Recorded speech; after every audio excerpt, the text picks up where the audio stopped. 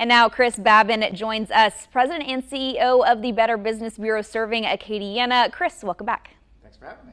All right, talking about the tax season, unfortunately, it's quickly approaching.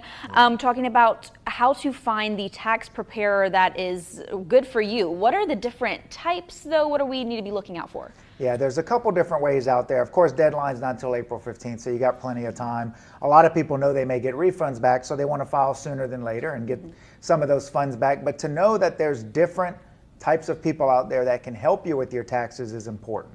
So I'd encourage you to go to bbb.org, find out what the difference is between an enrolled agent, a CPA, an attorney, that are all have credentials and legally binding certifications to be able to help you with your taxes.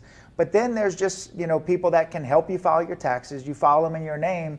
They just help you prepare them. They're more of a tax preparer, but don't necessarily have credentials, don't necessarily have the education and training that some of these other agents might have.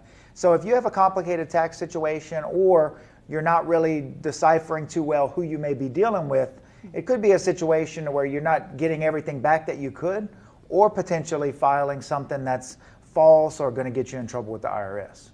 And what about preparing before we even head to the person that we choose to handle our taxes for us? Does the BBB have any tips for how we can kind of speed up that process and be prepared whenever we do meet with that person? Yeah, absolutely. Making sure you have all your pay stubs, all of those kinds of things readily accessible. Of course, technology is great. There's so many places online where you can go. It'll walk you exactly through what you need to do to prepare your tax return.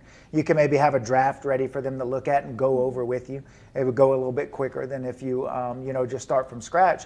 But with that being said, when you go search online, tax programming, tax software, you may come across some things that aren't as they appear. And as you know, all of your vulnerable information, all of that personal identifiable information is in your tax return as well. So you want to be careful anytime you're entering that kind of stuff online.